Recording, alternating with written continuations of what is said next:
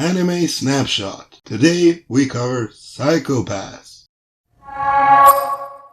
General info. Psychopaths, a futuristic cyberpunk detective anime. It was on the air in 2013. It was written by Gen Urobuchi, who created Fate Zero, and the production house is Production IG, the ones who created the iconic Ghost in the Shell. With such renowned creators, it is no wonder they made such high-quality anime. In its 22-episode run, they explore a weird, futuristic Orwellian world with a lot of philosophy sprinkled in. But we'll talk more about that in the next segment, which is the plot.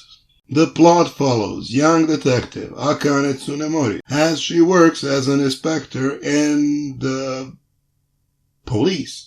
The story is set in a weird Orwellian society, which resembles a utopia, but as the narrative goes on, it becomes crystal clear that this is no utopia at all. In the world of Psychopaths, all decisions, and I mean all of the decisions, are governed by the mysterious Sybil System. That includes everything, the way a person spends their life, and almost their entire fate. Sybil decides if you're fit for a life in their society. It decides what will you do for a living, where will you live, and how. And all of that using the Psychopath system. This system is extremely good at gauging the possibility of you becoming a criminal if your psychopath gets too clouded with dark or negative thoughts. Their whole society is designed to follow and be governed by this Sybil system. The police is there to ensure that the will of Sybil is always enforced. To that goal, they use detectives and enforcers.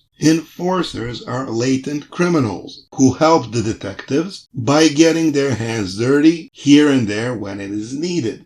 The detectives measure the psychopath, which is the potential of a citizen to become a criminal, by using their guns, the Dominators. The Dominators, with the help of Sybil, immediately decide whether the psychopath of an individual is clouded enough for them to be arrested, or, if it is clouded too much, for that person to be executed on the spot. In general, the plot follows young detective Akane Tsunemori at the beginning of her detective career, and her enforcer Shinya Kogami. This whole system seems to work in improving humanity. But what will happen if a man appears who can fool the system and hide his psychopath from Sybil? That is where the story really begins to shine. What draws you in? The animation and the design of the world and the setting is amazing. It is an example of how to do cyberpunk atmosphere the right way. They deliberately designed the characters so that their color palette doesn't have any flashy rainbowy colors, so that they could better blend with the surroundings. The depiction of the atmosphere in the city and the city itself is supposed to be one of the main focuses, because it is extremely intriguing. How could possibly society function under such bizarre circumstances? Music is really well done, and unlike other animes, tone and the development of the scene itself dictates the genre of music that will be used, and not the other way around. Of course, this means that this show uses a variety of musical genres. Techno music, rock music, classical music,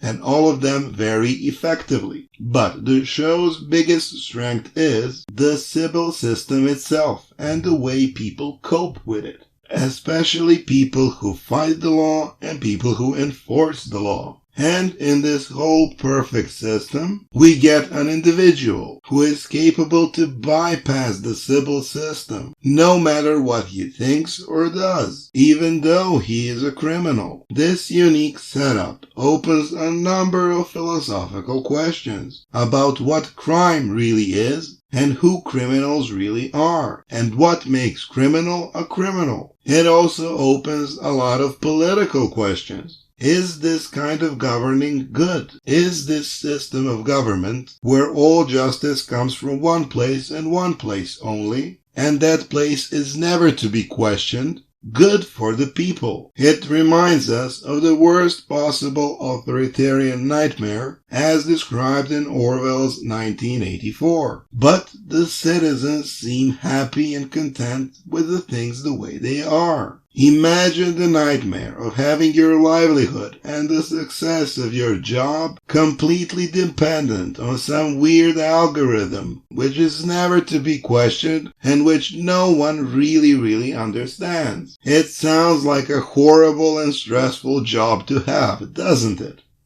What can turn you away? To be frank, not a lot of things. The only thing we don't really like is the design of the main character. She seems too simple, not striking enough. And her character takes a lot of time and character development before she actually becomes likable and interesting to us viewers. The second complaint is that the secondary characters are not developed enough. Not even close. And the third, the biggest complaint we have, is that city itself and the society itself, with such an interesting and original premise, is not shown to us in great detail. That society is an integral component of the narrative, and we don't get nearly enough detailed depictions of the way it breeds and functions, which would probably be the most interesting part. Those depictions are only hinted on in subtle and background ways. Conclusion.